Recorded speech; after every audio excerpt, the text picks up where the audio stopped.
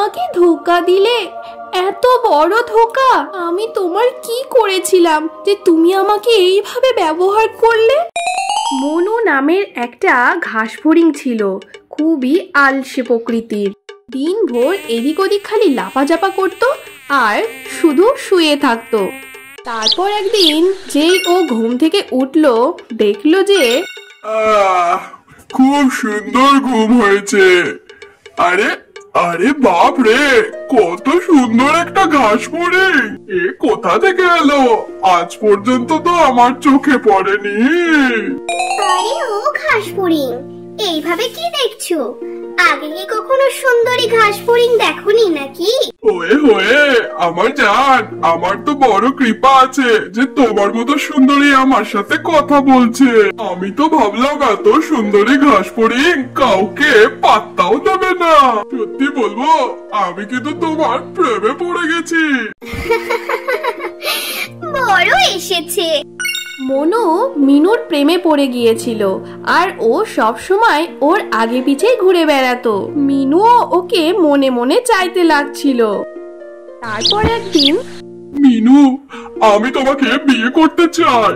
ও আচ্ছা তাই, তাহলে তো এটার জন্য আমার বাবার সাথে তোমার কথা বলতে হবে। তাহলে চলো আমার ঘরে, বাবার সাথে কথা বলি গিয়ে। এইভাবে মিনু মনুকে নিয়ে চলে যায় তার বাসাতে তার বাবার সাথে বিয়ের কথা বলার জন্য। তারপর ও নিজের বাবাকে সমস্ত কথা বলে। আরে কি বললি মিনু? তোর কি মাথা খারাপ হয়ে গেছে নাকি? তুই কি জানিস না নাকি এই ঘাস ফড়িং এর ব্যাপারে পুরো দুনিয়া জানে। এ কতটা আলসে প্রকৃতির ঘাস ফড়িং, নিজের জন্য খাবার পর্যন্ত জোগাড় করতে পারে না। তাহলে ও তোকে কি করে খাওয়াবে? ও আমি কত তোকে স্নেহে আদরে বড় করেছি মা, তোকে এখন ওর সঙ্গে বিয়ে দিলে তোকে আমি না খেয়ে মরতে দিতে পারি না। বলছি যে আমি আপনার মেয়েকে অনেক খুশি রাখবো, এমন কথা আপনি বলেন না। আমি ভালো হয়ে যাব, কাজ করব, কিন্তু আপনি আপনার মেয়েকে আমার সাথে বিয়ে দিয়ে দিন।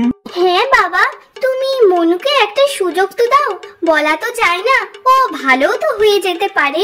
ঠিক আছে, তাহলে আমি তোমাকে একটা সুযোগ দিতে পারি। যদি তুমি আমার মেয়েকে বিয়ে করতে চাও, তবে তোমাকে একটা প্রমাণ দিতে হবে আমাকে যে তুমি সত্যিকারেই ভালো হয়ে গেছো।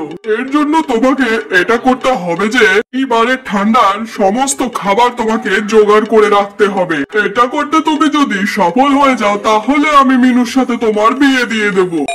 মিনুর বাবা মনুর সামনে একটা শর্ত রাখে, কারণ সে জানতো মনু খুবই অলস, সে এই শর্তটাকে কিছুতেই পূরণ করতে পারবে না। আরে ইয়ার, এই শর্তটাতে কিভাবে পূরণ করব? মিনুর বাবা তো খুবই খারাপ একটা শর্ত রেখেছে। কিভাবে পূরণ করব? ঠিক তখনই মনুর নজরে আসে অনেকগুলো পিঁপড়ে দূরের ক্ষেত থেকে ফলের টুকরো নিজের পিঠে করে বয়ে বয়ে নিয়ে যাচ্ছে। ওরা পুরো দিন ধরে অনেক কাজ করে। ওরা রোজ দিন আনাজের খুবই ভারী ভারী দানা মাথায় করে বয়ে নিয়ে যায়, খুবই সাবধানতার সাহায্যে নিজের বাসায় নিয়ে যায়। পিঁপড়েরা সারা গরম জুড়ে খুবই মেহনত করে, কারণ ঠান্ডায় যাতে ওদের খাবারের কোনো অভাব না হয়। পিঁপড়েদের এই অবস্থা দেখার পর মনুর মাথায় তখন একটা বুদ্ধি চলে আসে।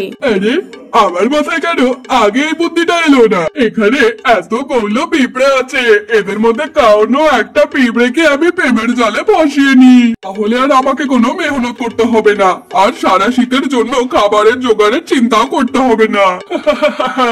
মনু তখন কাজ করতে থাকা একটা পিঁপড়ের কাছে আসে। তাদের মধ্যে একজনাকে ডেকে ও কথা বলে যে, শোনো একবার। পিঁপড়ে তখন পিছনে ঘুরে দেখে আর না দেখার ভান করে আগে এগিয়ে যেতে থাকে। আরে আরে, তুমি আমাকে না দেখার ভান কেন করছো? তুমি আমার কথা তো শোনো।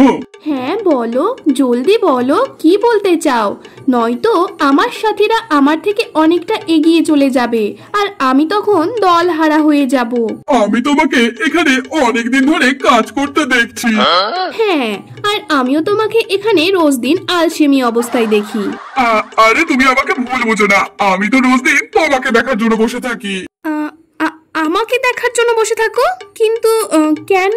কারণ আমি তোমাকে অনেক পছন্দ করি, তোমাকে আমি খুব ভালোবেসে ফেলেছি, আর তোমাকে আমি বিয়ে করতে চাই। কিন্তু এক ঘাস ফড়িং আর পিঁপড়ের সাথে বিয়ে কি করে হতে পারে? কেন হবে না? হওয়ার হলে তো কত কিছুই তো হয়ে যায়, যদি তুমি শুধু হ্যাঁ বলে দাও তো। ঘাস ফড়িং পিঁপড়েকে নিজের প্রেমের জালে ফাঁসিয়ে দেয়। ও খুবই চালাকি করে পিঁপড়ের দ্বারা ঠান্ডার জন্য খাবার জোগাড় করাতে থাকে, ওকে বিয়ের মিথ্যে আশ্বাস দেখিয়ে। পিঁপড়ে বেচারি দিন রাত ধরে খাবার মাথায় করে করে বয়ে নিয়ে এসে জোগাড় করতে থাকে।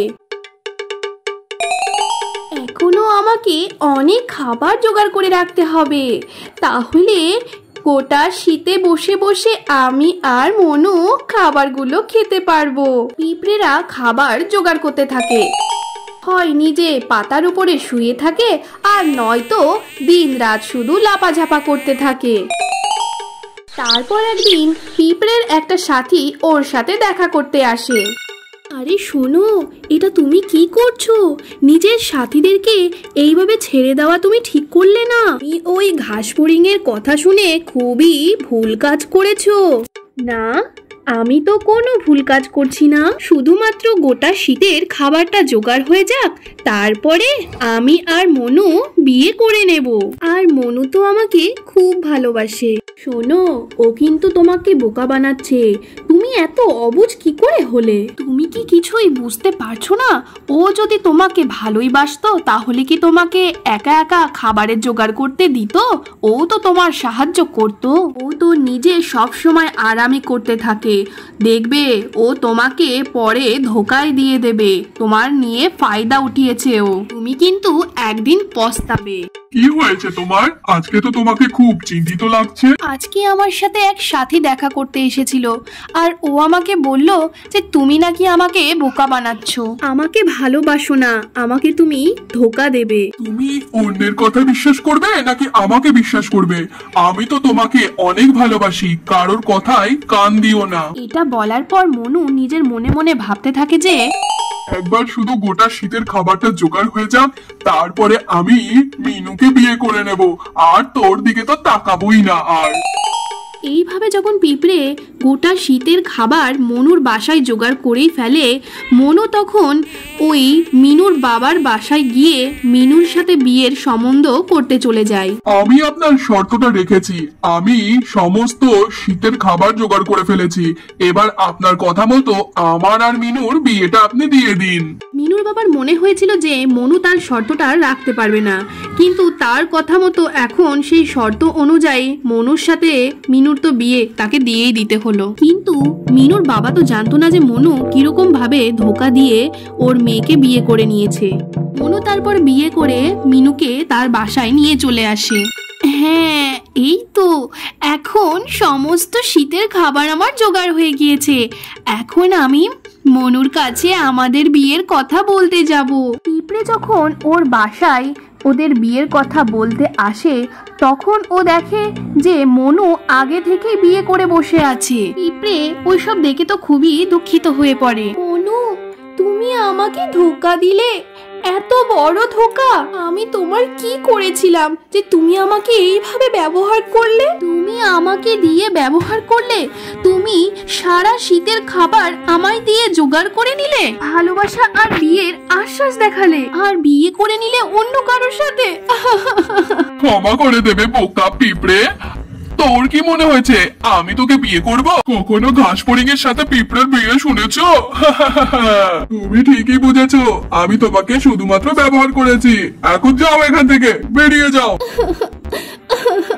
তুমি আমার সাথে এত বড় অন্যায় করেছো, দেখবে তুমিও কখনো খুশি থাকবে না। পিঁপড়ে ওখান থেকে চলে যায় আর নিজের পুরনো সাথীর কাছে ফিরে চলে আসে। আমি তো তোমাকে প্রথমেই বলেছিলাম যে ও তোমাকে ধোকা দিচ্ছে। যাক, ভালো হলো তুমি আগে থেকেই বুঝে গেলে। এখন তুমি তো আমাদের সাথেই আছো, কোনো চিন্তা করো না। অনেক ধন্যবাদ তোমাকে। মিনুর এসব কথা শোনার পর পিঁপড়ের প্রতি খুবই খারাপ বোধ হচ্ছিল, কারণ মনু এটা তো অন্যায় করেছে। কিন্তু মনু তখন মিনুর প্রতি ভালোবাসার আশ্বাস দেখাতে থাকে। মিনু, আমি তোমাকে ভালোবাসি। আমি যা কিছু করেছি তোমাকে ভালোবেসে ও পাওয়ার জন্যই করেছিলাম। তারপর ওইভাবেই পুরো শীত ওরা পিঁপড়ের দেওয়া খাবারই খেতে থাকে।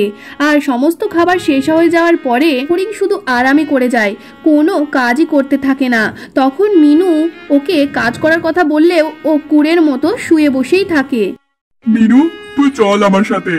আমি যদি আগে জানতাম যে মনু কিভাবে খাবার জোগাড় করেছে, তাহলে তো আমি ওর সাথে তোকে বিয়েই দিতাম না। তুই চল তো মা এখান থেকে। এখন ওর খাবার সব শেষ হয়ে গেছে, ও আবার নিজের আলসেমিত্ব দেখানো শুরু করে দিয়েছে।